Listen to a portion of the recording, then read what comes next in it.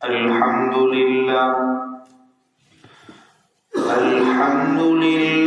الذي كفى وسلام على عباده الذين اصطفى أما بعد فقد قال الله تبارك وتعالى في القرآن المجيد والفرقان الحميد أعوذ بالله من الشيطان الرجيم بسم الله الرحمن الرحيم والنازعات غرقا والناشطات نشطا والسابحات سبحا فالسابقات سبقا فالمدبرات أمرا يوم ترجف الراجفة تتبعها الرادفة قلوب يومئذ واجفة أبصارها خاشعة إلى آخر الآية صدق الله العظيم. بزرگان محترم، میرے نوجوان ساتھیوں، سورۃ النازعات کی کچھ آیتیں آپ حضرات کے سامنے تلاوت کی گئی. ان آیتوں کے اندر اللہ تبارک و تعالیٰ نے پھر سے قیامت کے حق ہونے کو بیان کیا ہے. قیامت کے حق ہونے کو بیان کیا گیا ہے اور اس کو اس طور پر بیان کیا ہے کہ فرشتوں کی صفات اور اس کے احوال کا تذکرہ کیا ہے. اور فرشتوں کے صفات اور احوال یہ انسان کی موت اور اس کی جو نزع کی حالت ہے اس کے تعلق سے ہے.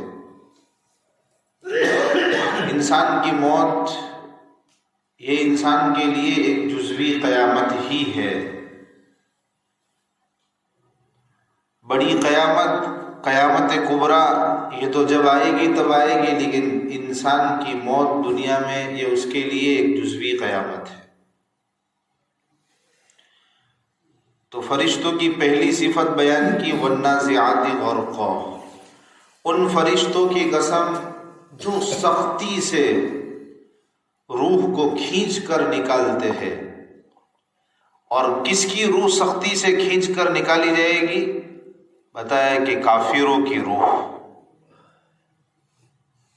غیر مومنوں کی روح سختی سے کھینچ کر نکالی جائے گی کہ ان کے ہر بال سے، ان کے ناخنوں کے نیچے سے اور ان کے دونوں پیروں کی جڑ سے اتنی سختی سے روح کو نکالا جائے گا کہ اس کا کیا منظر ہوگا اور کتنی اس وقت ان کو تکلیف ہوگی اس کو ہم بیان نہیں کر سکتے. اس کو خود جو تکلیف میں مبتلا ہے یا تو وہ بیان کرے یا اللہ ہمیں بتاوے تو ہمیں معلوم.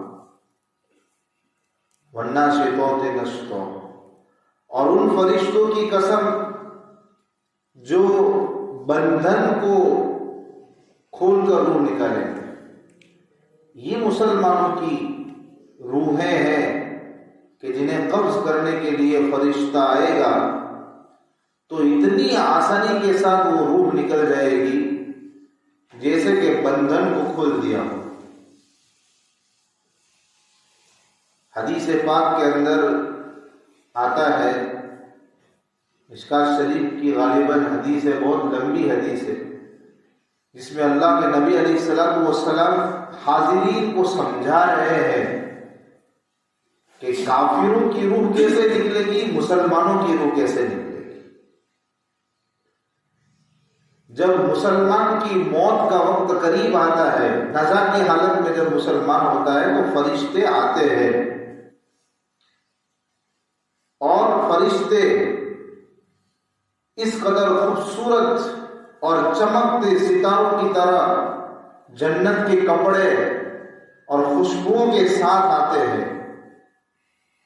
اور جس کا انتقال ہونا ہوتا ہے، جس کی روح قبض کرنا ہوتی ہے، اس کے ذرا دور جا کر بیٹھ جاتے ہیں۔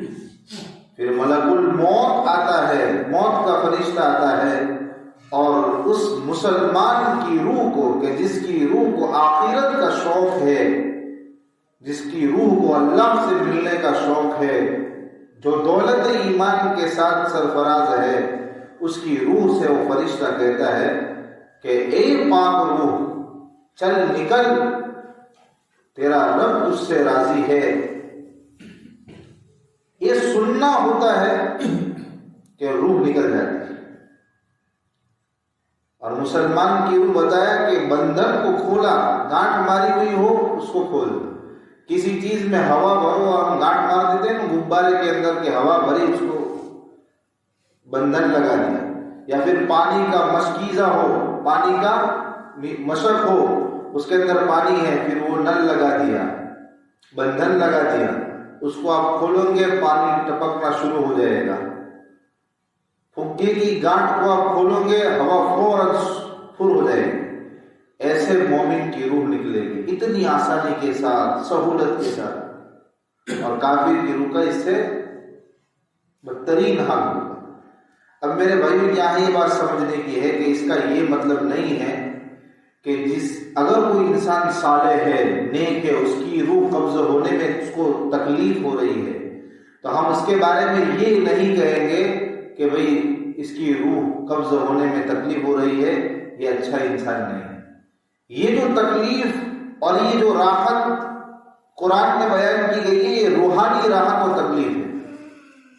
کہ کافر کی روح کی جو سختی بیان کی گئی کہ سختی کے ساتھ نکلے گی، تو ہو سکتا ہے کہ بسا اوقات کافر کی روح نکل جائے اور سامنے والوں کو ایسا لگے کہ تو بالکل آسانی والی موت آ گئی، کہاں سختی کے ساتھ نکلی؟ نہیں، اس کی روح پر جو بیت رہی ہے وہ جانتا ہے اور اللہ کو معلوم۔ روحانی تکلیف ہے۔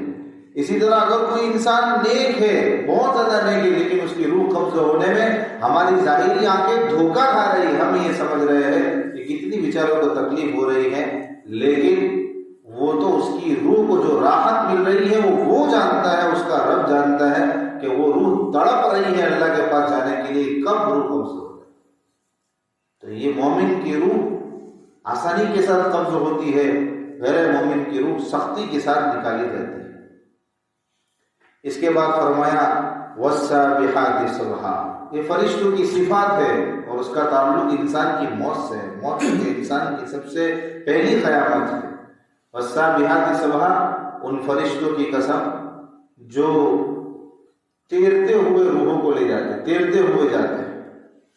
کیا مطلب ہے اس کا؟ کہ جب یہ روحیں فرشتہ ملک الموت نکالتا ہے، کافر کی ہو مسلمان کی ہو، پھر وہ جو فرشتے پاس آ کر بیٹھتے ہیں ان کو دیتے ہیں، تو وہ اس کو زمین سے فضا کی طرف، آسمان کی طرف لے جاتے ہیں، تو ایسا لگتا ہے گویا کہ وہ تیر رہے ہو۔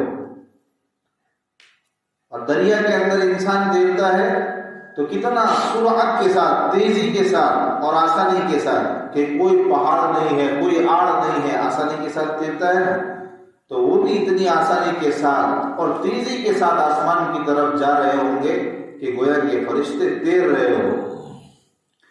فَالسَّابِقَاتِ سَبْقًا، اور ان فرشتوں کی قسم جو تیزی سے سبقت لیے جا رہے ہیں ان روحوں کو لے کر، یعنی یہ کہ جس کی روح کا جو معاملہ ہے اس کو اس کے انجام تک پہنچانے کے اندر فرشتے جلدی کریں گے، سبقت دے جائیں گے۔ نیک انسان کی روح کو لے جا رہے ہیں، ہر فرشتہ چاہے گا کہ اس کو اس کے مقام تک جلدی پہنچا دو، اللہ کے پاس اس کو جلدی پہنچا دو، جنت کی نعمتوں میں اس کو جلدی پہنچا دو، اور کافر کی روح کو بھی جلدی پہنچانے میں لگے ہوئے ہوں گے، تو تیزی کے ساتھ سبقت کے ساتھ ہو جائیں گے۔ فَالْمُدَبِّرَاتِ أَمْرًا، اور حکم الہی کی تدبیر کریں گے، تنفیذ کریں گے فرشتے، ان کی قسم۔ یعنی یہ کہ جن روحوں کا جو حشر ہونا ہے، ان کے ساتھ ثواب کا معاملہ ہونا ہے، جنت کی نعمتوں کا معاملہ ہونا ہے، تو ان کے لیے سارا انتظام کرنا پڑے گا، تو انتظام فرشتے کریں گے۔ ان کی قسم کھائی جا رہی ہے کہ اگر ثواب اس کے مقدر میں ہے، اس کی روح کے ساتھ ثواب کا تعلق ہے، تو اس کے لیے جنت کی ہواؤں کا انتظام، اس کے لیے جنت کی نعمتوں کا انتظام، یہ سب نعمتوں کا انتظام فرشتے انجام دیں گے۔ اور اگر کافر کی روح ہے تو اس کے لیے سزا مقدر ہے، اور سزا اس کے لیے طے پائی ہے، تو اس کے لیے عذاب اور تکلیفوں کے لیے انتظام کون کرے گا؟ فرشتے کریں گے۔ تو ان فرشتوں کی 5 احوال کی 5 صفتوں کی قسم کھا کر اللہ یہ ثابت کرنا چاہ رہے ہیں، جو منکرین قیامت ہے، قیامت کا انکار کرنے والے ہیں، ان کو یہ بتانا چاہ رہے ہیں کہ قیامت حق ہے، قیامت کو پیش ہونا ہے، قیامت کو بپا ہونا ہے۔ اللہ یہ ثابت کرنا چاہ رہے ہیں یوم ترجف الراجفہ، کہ کون سا دن، کون سی قیامت کو ثابت، کہ جس دن لرزنے والی ہر چیز لرز جائے گی، ہلنے والی ہر چیز ہل جائے گی، اور خوب ہلے گی، خوب لرزے گی۔ اور کیسے ہلے گی؟ تتبعها الراجفہ۔ پہلے یہ سمجھو کہ جب پہلا سور پھونکا جائے گا تو ہر چیز لرز جائے گی، کائنات پوری ہل جائے گی، ہر انسان بے ہوش ہو کر گر جائے گا، پوری کائنات کے اندر ہلچل مچ جائے گی۔ تتبعها الراجفہ۔ اس کے بعد پیچھے آنے والی ایک چیز آئے گی، یعنی یہ کہ دوسرا سور جب پھونکا جائے گا، پہلے سور کے 40 سال کے بعد دوسرا سور پھونکا جائے گا، تب جا کر اصل قیامت آئے گی، قیامت کا دن شروع ہوگا، دوسرا سور پھونکا جائے گا۔ تب کیا ہوگا؟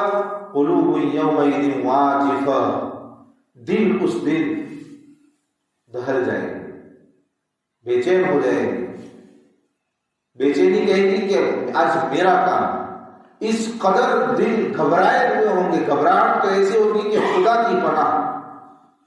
ابصارها خاشعہ، اور آنکھیں نم ہوگی، جھکی ہوئی ہوگی، یعنی ذلت اس قدر ہوگی کہ انسان آنکھ اٹھائے گا، اٹھے گی نہیں، جھکی ہی رہے گی، اٹھا ہی نہیں پائے، یہ عالم ہوگا۔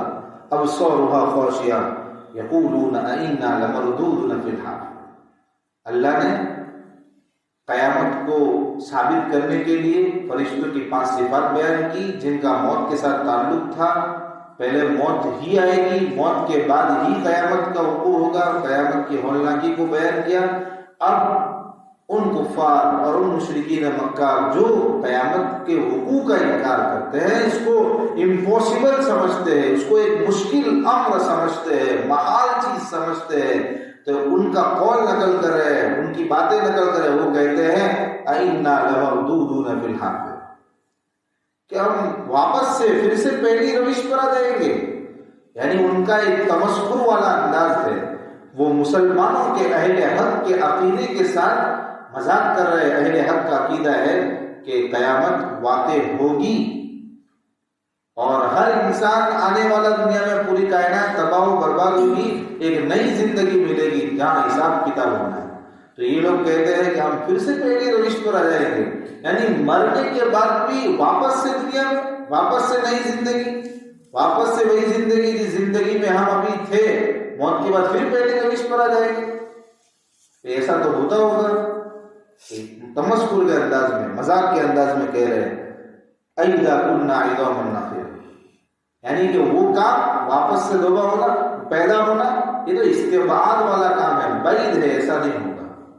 دوسری بات کیا کہتے ہو کہ کیا ہم جب اَإِذَا كُنَّا عِظَامًا نَخِرَةً، کیا جب ہم گڑی سڑی ہڈی ہو جائیں گے؟ نہیں، قرآن کیا کہتا ہے؟ مسلمانوں کا عقیدہ کیا ہے کہ بھی لوگ مریں گے، ہڈی ہو جائے گی، گل سڑ کر سب ہڈی ہو جائیں گے، مر جائیں گے، گل سڑ کر ہڈی ہو جائیں گے، تو اس کے بعد بھی واپس پیدا ہو جائیں گے؟ کہ یہ تو استعصاب ہے، مشکل لگتا ہے کہ ہڈی ہو جانے کے بعد پیدا ہو جائیں گے، بولو۔ تو یہ اہل حق کے اس عقیدے کو بعید سمجھتے ہیں، قیامت کو ایک مشکل کام سمجھتے ہیں، بعید کام سمجھتے ہیں کہ اللہ کے لیے مشکل ہے، یہ بعید ہے۔ اور پھر تمسخر کے انداز میں کہہ رہے ہیں قولوا تلک اذا کرۃ خاسرہ، یعنی اگر ایسا ہو گیا، یعنی واپسی ہماری ہوئی، تو پھر تو یہ واپسی بھئی بڑا گھاٹا ہوگی ہمارے لیے، یعنی دوسری زندگی ہو گئی اور پھر اس طرح ہمارے ساتھ عذاب کا معاملہ کیا رہے گا تو ہم نے پہلی زندگی تو کوئی اچھی گزاری ہے نہیں کہ ہماری دوسری زندگی اچھی ہو، پھر تو ہمارے لیے واپسی گھاٹے والی ہو جائے گی۔ تو یہ تمسکر کے انداز میں کہہ رہے ہیں، جیسے کہ اس کو ہم اس مثال سے سمجھیے، کوئی انسان بیچارہ خیر خائی کی نیت سے، خیر خائی کی ارادے سے بتا رہا ہے کہ وہاں مت جانا، وہاں شیر ہے۔ کوئی انسان کسی کا بھلا چاہتا ہے، اس کی رہبری کر رہا ہے کہ فلانی جگہ پہ مت جانا، وہاں شیر ہے، لیکن یہ مکذب، جھٹلانے والا، وہی بات کہے گا کسی تیسرے آدمی سے تو تھوڑا لہجہ بدل دے گا، وہاں مت جانا، وہ شیر کھا جائے گا، تھوڑا ہنسنے کے اندر، مطلب اس کے کوئی شیر ویر نہیں ہے، یہ سامنے والے کی بات کا مذاق بنا رہا ہے۔ تو یہ ایسا قول دل دے کر تو پھر ہم تو ہماری واپسی تو بھی خراب ہو جائے گی، ہم تو ٹوٹے میں ہو جائیں گے، گھاٹے میں پڑ جائیں گے، پیدا ہو جائے گا، یعنی کوئی پیدا دوسری مرتبہ نہیں ہونا، کوئی قیامت بیامت نہیں آئے گی۔ یہ اس طرح سے اس کو ہلکا لیتے تھے، تو اللہ نے فرمایا فَإِنَّمَا هِيَ زَجْرَةٌ وَاحِدَةٌ، یہ قیامت اللہ کے لیے کوئی مشکل کام نہیں ہے، بس خالی ایک سخت آواز، یا دوسرا سور پھونکا گیا، ایک سخت ترین آواز فرشتے کی جانب سے آئی، پل جھپکنے کے برابر بھی ٹائم نہیں لگے گا، یکایک سب میدان محشر میں اکٹھا ہو جائے، سب حساب کے لیے میدان کے اندر بالکل مستوی میدان، سب خالی کر دیا جائے گا حساب کتاب کے لیے، اور میدان کے اندر سب اکٹھا ہو جائے گا۔ اللہ کی قدرت اتنی بڑی قدرت ہے کہ ایک خالی سب کا آواز اور سارے کے سارے ایک جگہ جمع اور حساب کتاب شروع، اولین اور آخرین کا اجتماع ہو گیا، تو ان کو ان کے اس تمسکر کا جواب دیا گیا۔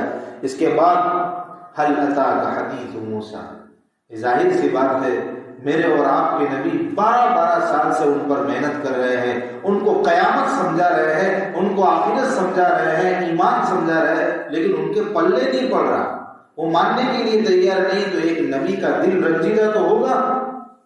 تو اللہ کے نبی کو تسلی دی جا رہی ہے حضرت موسیٰ علیہ السلام کا واقعہ بتا کر کہ پہلے انبیاء کے ساتھ بھی ان کی قوموں نے یہ ایسا ویوہار کیا ہے، ایسا ان کے ساتھ معاملہ کیا ہے، انہوں نے صبر کیا، اے اللہ کے نبی آپ بھی صبر سے کام لیجئے۔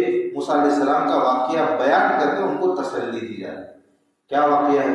هل اتاک حدیث موسیٰ، کیا آپ کے پاس موسیٰ علیہ السلام کا واقعہ نہیں پہنچا ہے؟ اذ ناداہ ربہ بالوادی المقدس طویٰ، کہ جس وقت ان کے پروردگار نے حضرت موسیٰ علیہ السلام کو پکارا تھا طویٰ نامی پاک میدان میں۔ یہ حضرت موسیٰ علیہ السلام اپنی فیملی کے ساتھ کنعان، فلسطین جو ان کا آبائی وطن ہے، وہاں وہ جا رہے تھے کہ یکایک راستے میں بھول گئے راستہ، اور وادی سینا وہاں پہ پہنچ گئے، اور وہاں انہوں نے دیکھا کہ ایک جگہ سے دور سے ایک آگ دکھائی دے رہی ہے، تو وہ آگ ہے ایسا سوچ کر آگ لینے کے لیے اس سے قریب ہوئے، اور تھوڑے ہی بالکل قریب پہنچے تھے اور تھوڑے اس سے دور تھے کہ درخت سے آواز آئی کہ یہ آگ نہیں ہے، وہ ادھر حقیقت آگ نہیں تھی، وہ تجلی تھی، وہاں سے آواز آئی اذ ناداہ ربہ بالوادی المقدس طویٰ اذهب الى فرعون انہ طغیٰ، اللہ کی طرف سے پکارا گیا، آواز دی گئی کہ فرعون کے پاس جاؤ، اس نے بڑی سرکشی کی ہے، اس نے شرارت کی ہے، فَقُلْ هَلْ لَكَ إِلَىٰ أَن تَزَكَّىٰ، اور اس کو جا کر سمجھاؤ، فرعون کو جا کر دعوت دو، اس کو سمجھاؤ کہ بھی تیری خواہش ہے کہ تو سنور جاوے، تیری خواہش ہے سدھرنے کی، اس کو جا کر دعوت دو۔ فَقُلْ هَلْ لَكَ إِلَىٰ أَن تَزَكَّىٰ وَأَهْدِيَكَ إِلَىٰ رَبِّكَ فَتَخْشَىٰ، میں تجھ کو تیرے رب کی طرف ہدایت کروں، یعنی تیرے رب کی، یعنی اللہ کی ذات تیرے سامنے بیان کروں، اللہ کی صفات تیرے سامنے بیان کروں، کہ اللہ کی ذات و صفات کو سن کر تو رب کو ماننے والا بن جائے اور تو ڈرنے والا بن جائے، فتخشا، تیرے اندر اللہ کا خوف آ جائے۔ تو چاہتا ہے سنورنا، سدھرنا چاہتا ہے، تجھے رب کی طرف رہنمائی چاہیے، اس کے پاس جاؤ۔ یہ اللہ نے موسیٰ علیہ السلام کو یہ آواز دی، یہ ندا لگائی، اور پورا واقعہ ہے کہ فرعون کے پاس گئے.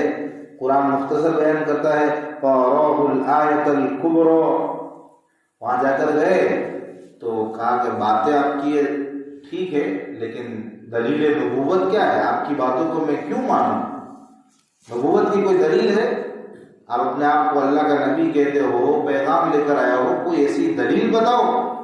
تو فَأَرَاهُ الْآيَةَ الْكُبْرَى، موسیٰ علیہ السلام نے ان کو اللہ کی بڑی بڑی نشانیاں دکھائی، بڑے بڑے معجزے دکھائے. اس میں سر فہرست کون کون سے؟ عصائے موسیٰ. آپ نے سب نے واقعہ سن رکھا ہوگا کہ وہ لکڑی مارتے تو اژدہا بن جاتا، پھر لکڑی بن جاتی. یہ معجزہ دکھایا. ید بیضا کے بغل میں ہاتھ چھپاتے اور پھر نکالتے تو بالکل ایک دم روشن چمکتا ہوا ہاتھ. یہ بھی اللہ کی طرف سے ان کو معجزہ دیا گیا ہے، لیکن نتیجہ 0%. فَأَرَاهُ الْآيَةَ الْكُبْرَى فَكَذَّبَ وَعَصَىٰ.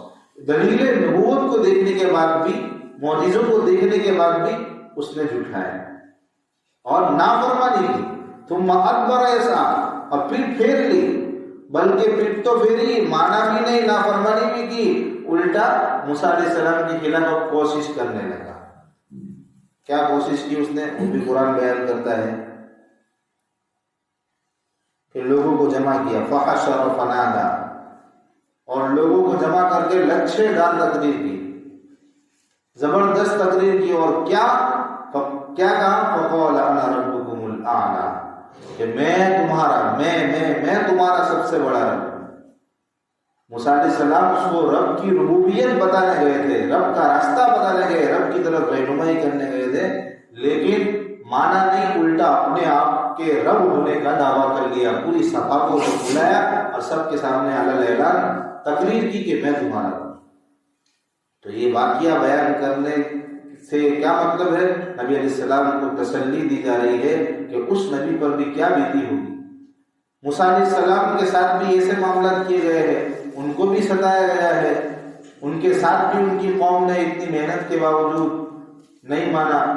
تو آپ کی قوم بھی آپ کے ساتھ اگر ایسا معاملہ کر رہی ہے تو آپ صبر کیجئے، آپ صبر کیجئے.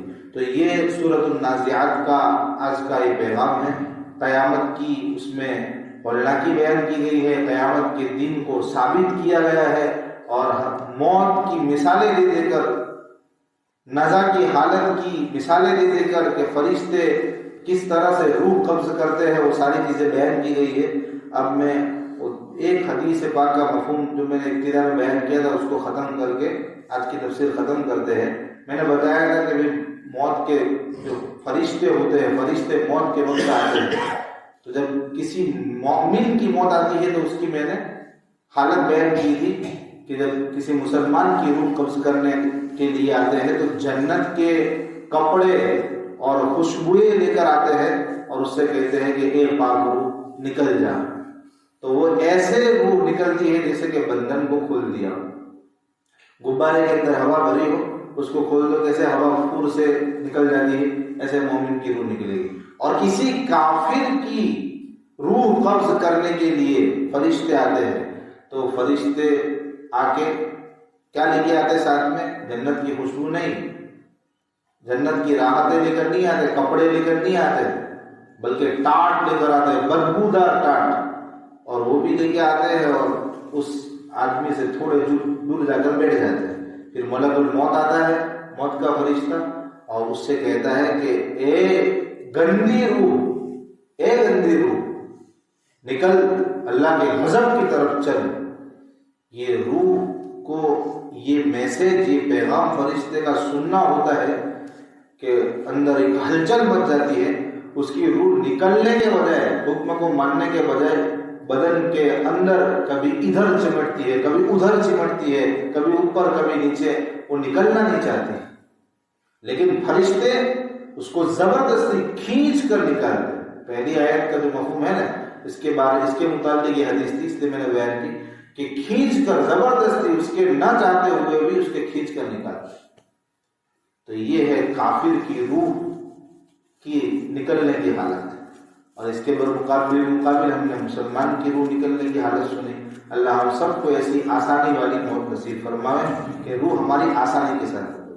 اور ایک مسئلہ بھی جو ابتدا میں نہیں تھے ان کے لیے کہ کسی مسلمان، کسی صالح انسان کی روح قبضہ ہوتے ہوئے اگر ہمیں یہ احساس ہو، یہ محسوس ہو، ظاہری آ کے ہمارے دھوکہ کھا رہی ہو کہ وہ انسان کی روح نکلنے میں اس کو تکلیف ہو رہی ہے، تو کبھی ہم اپنی زبان سے یہ نہ کہیں کہ بھئی یہ تھوڑا ٹھیک انسان کا اس کی روح نکلنے میں کتنی تکلیف ہوئی، بلکہ ظاہری آ کے ہماری دھوکہ کھا سکتی ہے۔ جو تکلیف ہوتی ہے اور مسلم جو راحت ہوتی ہے وہ روحانی راحت اور روحانی تکلیف ہوتی ہے۔ ظاہر میں اس کا اپوزٹ ہم دیکھیں پھر بھی ہم اس کے بارے میں اچھا گمان ہی رکھیں، اس لیے کہ روح کا معاملہ یہ اللہ جانتے ہیں اور وہ جس پر بیت رہی ہے وہ بندہ جانتا ہے۔